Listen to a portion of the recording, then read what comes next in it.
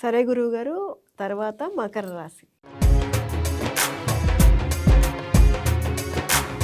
గురువుగారు, మకర రాశిలో deputy CM Pawan Kalyan గారు, అలాగే వ్యవసాయ శాఖ మంత్రి అచ్చెన్నాయుడు గారు, అలాగే ఆహార అండ్ పౌర సరఫరాల శాఖ మంత్రి నాదెండ్ల మనోహర్ గారు, స్త్రీ శిశు సంక్షేమ శాఖ మంత్రి గుమ్మడి సంధ్యారాణి గారు, అలాగే కార్మిక శాఖ మంత్రి వాసంశెట్టి సుభాష్ గారు ఉన్నారు. అంటే వీరందరిది కూడా చూసుకున్నట్లయితే మకర రాశి.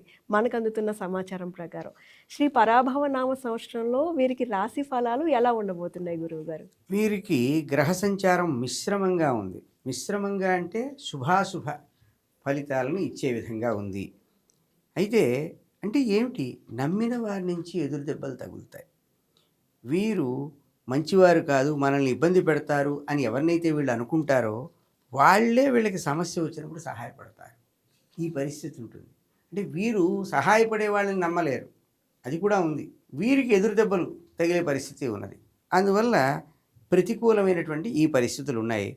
అనుకున్నంతగా కాకుండా వీళ్ళు ఏదో ఆశిస్తారు, ఆశించినంత స్థాయికి కాకుండా వీరు తగుమాత్రంగా ఉండే పరిస్థితి ఉంటుంది. దాంతో సరిపెట్టుకోవాల్సి వస్తుంది అని గ్రహ సంచారాన్ని బట్టి మనం చెప్పవలసి వస్తుంది. కానీ మనం ఈ శాస్త్రం ప్రకారం ఏమిటంటే షడ్వారం పౌరుషం ప్రాహు సప్తమం దైవచింతనం. మన భారతీయ శాస్త్రాలు ఏం చెప్తున్నాయంటే మనం 6 సార్లు మానవ ప్రయత్నం చేయాలి. 7వ దానిని దైవ బలం కోసం 7వ పర్యాయం ఆలోచించాలి. అంటే మన ప్రయత్నాన్ని విడిచి కేవలం దైవం వల్ల ఇలా జరిగింది అనేటువంటి మాట భారతీయమైనటువంటి శాస్త్రాలు చెప్పవు. మన ప్రయత్నానికి అంటే మన శ్రమకి గుర్తింపు ఉంటుంది అనే మన శాస్త్రం చెప్తోంది. అందువల్ల వీళ్ళు చేస్తున్న పని బాగా ఉన్నప్పటికీ కూడా అది సరిపోదనుకుని జాగ్రత్తగా గమనించి తమకు అనుకూలమైన వ్యక్తులు ఎవరు, ప్రతికూలమైన వ్యక్తులు ఎవరని గమనించాలి. అదొకటి ముఖ్యమైన విషయం.